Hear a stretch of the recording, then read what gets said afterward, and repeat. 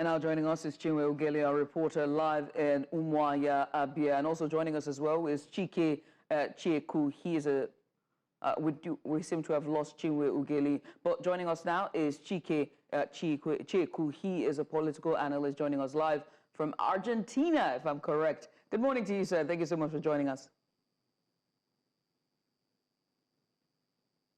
If you can hear me, we have lost your audio there. If there's a chance you can help us to unmute. We're also going to be joined by Chinwe Ugeli in due course. Sir, if you can unmute, I think your device is on the mute button. Thank you very much, sir. Now, all right, while you're sorting that out, can you hear me now? Very loud good. And clear. Thank you, loud and clear we can. Okay, that's good. So let me start by, thank you so much for joining us. I'd like to start by just talking about the significance. You've heard from the report there, from our reporter there, Chinwe Ugeli, just questioning a cross-section of some residents in Umuahia about their sentiments regarding the arrest in addressing the security challenges in Nigeria's southeast. Is there any significance to this arrest? Are we going to see some sort of reduction in the violence and arrest in the southeast after this arrest? I don't think so. I don't think arresting him and bringing him back to Nigeria, frankly, solve any problem. Nigeria is already facing a lot of social, economic, and political challenges. Now you have Nnamdi Kanu in the custody of the federal government. The federal government has not been able to deal with the situation of Nnamdi Kanu. And if you look at what's holding Nnamdi Kanu is the problem that is the challenges is posing for governments of southeastern states. It's enough problem that adding another problem to the existing ones is like putting more fuel into fire. Holding somebody, you can hold somebody, but you cannot just hold somebody indefinitely. Like in the situation of Nnamdi Kanu. If Nnamdi Kanu has contravened any non-Nigerian law, let him go through the legal process. You have to go through the legal process. If he's found guilty of contravening any law, then let him be imprisoned. But if not, let him go. You cannot hold somebody indefinitely in a democratic dispensation. We are no more in military rule where you can just hold somebody and imprison somebody indefinitely. Now, bringing back this guy to Nigeria, I don't know what he has done. I don't know what his offenses are. Then if the Finland government finds out that he has contravened any law, and if there is a treaty between, if there is a repatriation treaty between Nigeria and Finland, then let the legal process continue. But if there is not, the government has its priorities. Government knows the situation of the economic situation in Nigeria. The question is, do we need this added problem? That's really the question. The situation in Southeast is such that putting this in now, bringing this guy back, will do what? We'll escalate the situation we already find ourselves in Southeast. Mr. Chike, thank you very much.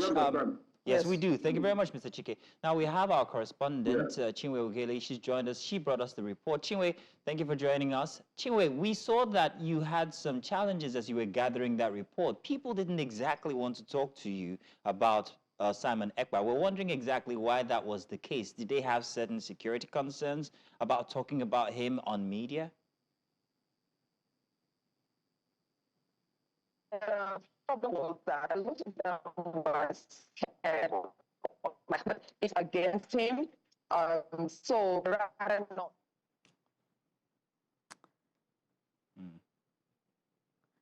Seems we're having issues there with apologies, Chinwe. Chinwe's network. It's a bit slow there. We can't hear you, Chinwe. The gremlins they're affecting Chinwe there. Apologies for that. Let me come back to Mr. Chike. Mr. Chike, now you talked about the extradition process. Now we're wondering what legal procedures or requirements would be in place for Simon Ekpa's extradition to Nigeria. Also considering the policies that might hold in Finland, how is that going to take place? Yeah, that's another issue because Finland, for Finland to extradite him back to Nigeria, number one is that we have a extradition treaty with Finland. If we do, then Nigerian government has to prove to Finland that this guy has committed an extraditable offense. You know, if that is the case, then we have to give him a legal process. You understand? Nobody is above the law. If he has contravened any law, then the legal process has to take its course. But if he has not, Nigerian government has to do what? Have to understand that this guy is just a symptom of a larger problem that we have. What is our priorities? What is the priorities of this government? What is the security situation of the country? This is not happening just in only southeastern region. It's happening in the north, in the southwest. These guys are not the only people that have called for balkanization or division of Nigeria. There are those guys in the north that wants Nigeria to be, to split. The same thing in the southwest. I don't know why the issue of southeast have to take a special place in the, have to be treated differently from other tribes. If that's why these guys are using this opportunity of this thing to galvanize or mobilize this inform the people, to be causing these problems in the southeast. The government is even adding the sort of injury. Government is just asking these people to mobilize the youth against the government because of the posture of the government against the southeast. Yeah. We have to really know what the problems are, because the problem of Nigeria is really structural problems. So we have to deal basically with the problem of Nigeria. That will solve all those other security issues. Mr. Chiekwu, I'm quite intrigued as to the problem of the people, right? Because the Southeast in the last 5 years have had, or dating way back, has had more issues. And if you put it at center, isn't that important? Because, and I say this with the backdrop of Biafra and the backdrop of the Civil War and the backdrop of all that the Igbo people have had to suffer on a national stage and from the center, when you think about it. So are you saying that this is misplaced priorities for the government to at least be able to find who these agitators are? Because the people who bring this issue, they say they follow Nnamdi Kanu, they say they follow the instructions of Simon Ekpa. So are you saying that that should not even be the problem, and going after him is misplaced priorities? Before you solve any problem, you have to go back to the root causes of those problems. Nnamdi Kanu and Simon Ekpa, those guys are just symptoms of the root of the major problems. The major problem in the southeast, we know that since after the Civil War, the Igbos have really not been integrated back into the Nigerian mainstream. Those are the issues. If you look at the structure of Nigeria, the Igbo state is the only zone that have five states. The North Central, the Northwest has 7 states. North Central, 6. Western Nigeria, 6 states. South, 6 states. It's only in Southeast that you have 5 states. In other words, it's only in Southeast that you have 15 senators. Other zones have 18, and the Northwest has how many? 21 senators. So you can, when you juxtapose this thing in the political context, you know that automatically Southeast have been marginalized politically. And all these things what? What does this thing do? You have these guys to do what? To mobilize this people, inform the people, to cause all these security issues that we are having. Because everybody now we are talking about is marginalization. Marginalization of the Igbos. Look at the appointments in the government. Look at what is happening from Buhari to Tinubu. It's the same thing. Mr. Chiekwu, so that let's pause on you for a second, and let's see if we can establish with Chinwe again. Chinwe, if you're there, we've lost Chinwe. All right, Mr. Chiekwu, now the proscribed leader of IPOB, Nnamdi Kanu himself, has come out to tell that Simon Ekpa is not the leader of IPOB. During the gathering of that report, we could see Chinwe visibly getting some challenges, having some challenges with trying to get people to speak, because they feel it might be, and I'm assuming here, that there is a certain security risk they feel they have if they were to come out and talk about this openly, because they have heard from plenty instructions from Simon Ekpa himself, which people in the Southeast have adhered to that have caused instability. So the question now is, isn't Simon Ekpa, or doesn't it seem like, because you said that he has done seemingly nothing, isn't he responsible for these orders that have been taken to heart by the people of the Southeast that have caused unrest? No, I've never said that he didn't do anything, because I don't know if he did or not. But what I'm saying is this: if he has done something, let him go through the legal process. You know, you cannot just hold somebody, you cannot just hold somebody indefinitely. Just like Nnamdi Kanu. Those are what is causing the problems. Those are what is causing the insecurity in Southeast. Okay. You know, you cannot just hold Nnamdi Kanu and lock him up forever.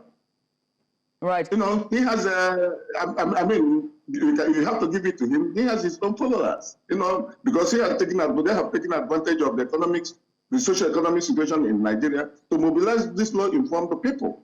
And these law-informed people are doing what? They are causing a lot of security issues in Southeast. You know, so what happened is that the government has to deal with this thing holistically. Government has to go back to the drawing board and understand exactly what is causing these problems. Why are these guys being able, why in the world will he stay in Finland and control the security situation in Southeast? That is really the basic question that government has to answer. Right. Then they have to go and resolve those issues. Why?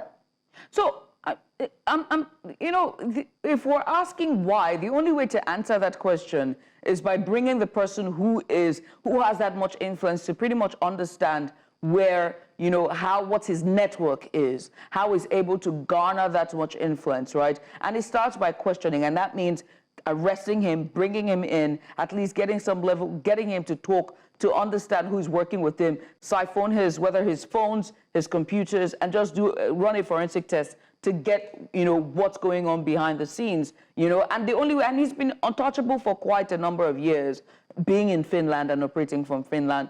But now that we've put this into fore, to bring this to fore, I must ask about the security setup in the Southeast as well, and also the people in the Southeast as well. If you have followers who are young, of young demography, middle-aged, older, who are following Simon Ekpa and Nnamdi Kanu's separatist and, you know, very volatile rhetoric, and are following him and causing this level of dysfunction and breakdown of law and order in the Southeast, it begs to ask the question: what is the focus of Igbo people? Is there a united front for Igbo people? Are there leaders who can come out and say, we are the leader, we can take this no more, we cannot take, and we have to come together as a people for the betterment of our culture?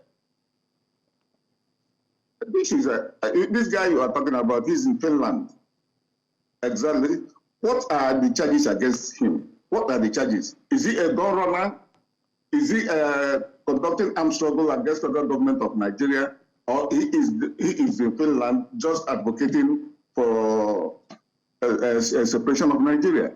What are the charges against this man? What is he doing? How is he operating? What's his operation? How does he mobilize against the government of Nigeria? How does he do? What is his operation? Government has to be able to establish what this guy has done. Nnamdi Kanu has been locked up for how long? Government has not been able to, conclusively prosecute him. They just locked him up. If he has contravened any law against the federal government of Nigeria, let him go through the process. Let the government allow the legal process to take to be implemented. But you cannot just lock him up because of presumed or assumed offenses.